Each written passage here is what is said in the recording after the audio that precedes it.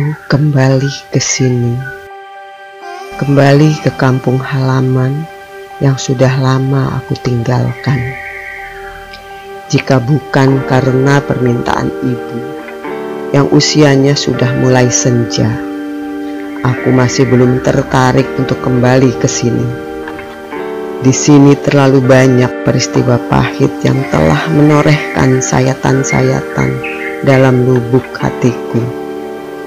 Hingga saat ini, aku belum mampu melupakan semuanya. Fitri, ibu sudah tua. Ibu butuh teman. Ibu takut jika saat ajal menjemput ibu kelak, tidak ada seorang pun yang tahu. Ibu takut kematian ibu hanya diketahui orang karena mayat ibu yang telah membusuk. Ucapan ibu inilah yang memaksaku pulang. Aku tidak boleh egois. Aku tidak boleh hanya memikirkan semua luka yang aku rasakan. Aku tidak boleh membuat ibu melalui hari-harinya dengan kecemasan. Bapakku memang telah lama meninggal sejak beberapa tahun yang lalu. Pengkhianatan Raffi, itulah yang telah mengubah hari-hariku. Aku mencintainya dengan sepenuh hatiku. Bersamanya, semua hari terasa sangat indah. Raffi sangat pandai menyenangkanku. Raffi juga membuat aku sangat bangga menjadi kekasihnya. Perhatiannya, cintanya, juga semua hadiah-hadiah yang selalu dikirimkannya untukku. Cara Raffi mencintaiku telah membuat aku terlalu tinggi bermimpi. Untuk meraih semua mimpi itu, aku turuti semua keinginan Raffi, termasuk menyerahkan hal yang paling berharga dalam diri seorang gadis. Kenyataan pahit itu justru mulai muncul setelah semuanya terjadi. Perlahan, namun jelas terlihat, Raffi semakin hari semakin berubah. Fitri, aku butuh kamu. Aku tunggu di tempat biasa. Hanya dengan kalimat sesingkat itulah dia menyampaikan keinginannya. Aku tak mungkin menolaknya. Aku tak berani. Raffi selalu mengancam akan meninggalkanku jika aku menolak. Semua telah terlanjur terjadi.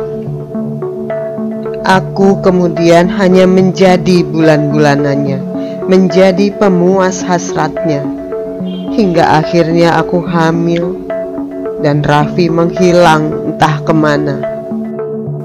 Demi menjaga perasaan ibu, aku kemudian memilih meninggalkan kampung halaman. Aku merantau ke kota dan mengabdikan diriku di sebuah yayasan yatim piatu. Di yayasan itu pula, aku melahirkan seorang bayi laki-laki. Usia bayi itu sangat singkat. Dia meninggal setelah beberapa jam berada di dunia. Aku tidak yakin apakah kematiannya membuat aku bersedih atau malah mensyukurinya. Aku hanya mencoba menerima semuanya sebagai takdir yang harus aku jalani. Aku harus yakin Allah masih menyayangiku dan memberikan yang terbaik untukku. Mobil yang aku tumpangi telah sampai ke ujung desa. Dadaku tiba-tiba bergemuruh dengan hebatnya. Suasana desa belum terlalu berbeda dengan saat aku pergi. Pohon asam kamal berukuran besar yang tumbuh di dekat gerbang desa masih berdiri dengan kokoh. Aku minta diturunkan di dekat danau kecil yang tidak jauh dari rumah ibu.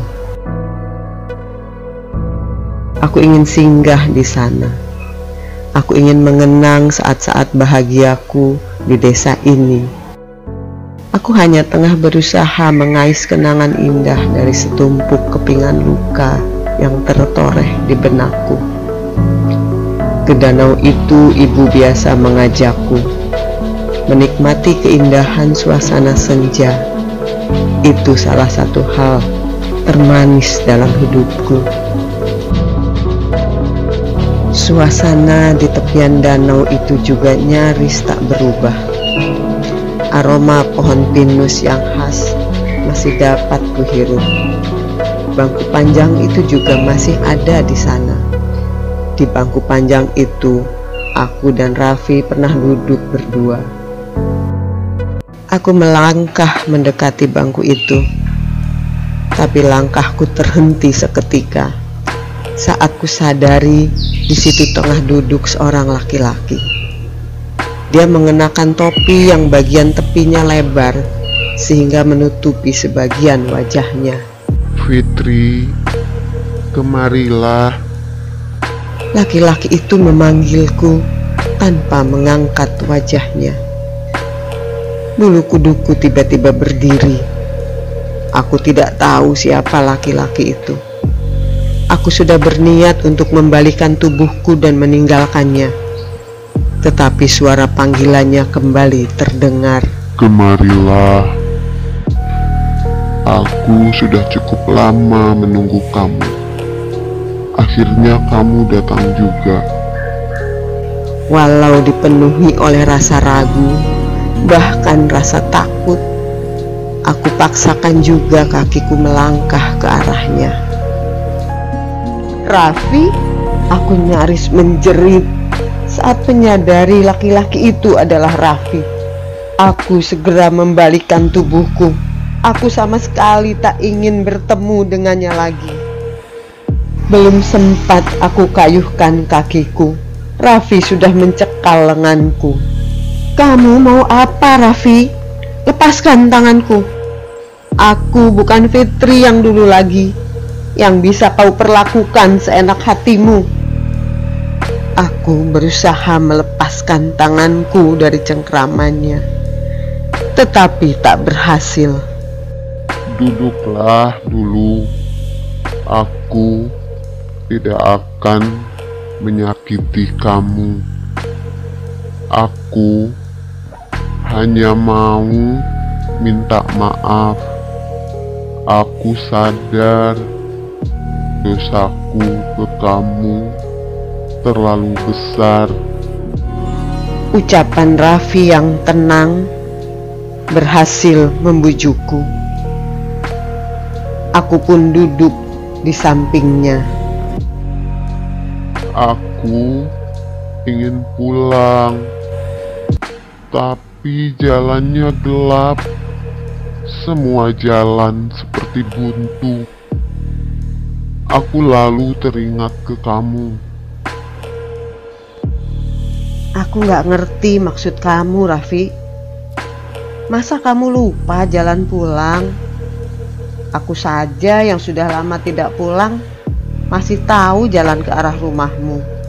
Tolong aku, Fitri. Aku takut. Mungkin maaf kamu bisa membantuku. Ucapan Raffi semakin membingungkanku. Tapi aku tak punya waktu terlalu banyak untuk mengurus semuanya. Baiklah, aku memaafkan kamu, jawabku tergesa. Aku hanya ingin segera meninggalkannya. Fitri, aku mohon, maafkan semua dosaku dengan setulus hati kamu. Iya, aku maafin kamu. Aku tulus. memaafkan kamu. Aku memang harus memaafkannya. Semuanya sudah selesai. Tak ada manfaatnya menyimpan dendam. Raffi melepaskan cekalan lengannya. Tanpa menunggu waktu lagi, aku segera meninggalkannya. Tujuanku hanya satu, ingin segera sampai ke rumah. Ibu sudah menungguku di teras depan. Aku memang sudah mengabarkan rencana kepulanganku kepada beliau. Aku menghampirinya dan mencium punggung tangannya. Ibu memelukku dengan erat. Kok baru sampai, Fit? Bukannya bis dari kota sampai di desa kita jam 3. Ibu bertanya dengan nada cemas. Mobilnya mogok. Enggak, Bu. Mobilnya memang sampai jam 3. Aku tadi ke danau dulu. Aku kangen menikmati pemandangan sore di danau. Kamu sendirian ke danau? Tanya ibu lagi saat kami berjalan beriringan menuju ke dalam rumah. Iya, Bu. Tapi saat di danau aku tidak sendirian lagi. Aku bertemu Raffi. Ibu tiba-tiba menghentikan langkahnya. Benar, dia Raffi. Kamu tidak salah lihat. Benar, Bu. Aku belum lupa kok sama wajahnya. Tapi Raffi sudah meninggal, Fit. Sebulan yang lalu ada yang mengantarkannya pulang dalam keadaan sakit parah. Dan seminggu yang lalu dia meninggal. Penjelasan ibu membuat darahku tiba-tiba berhenti mengalir. Sosok Raffi yang baru saja kutemui seakan berdiri lagi di hadapanku.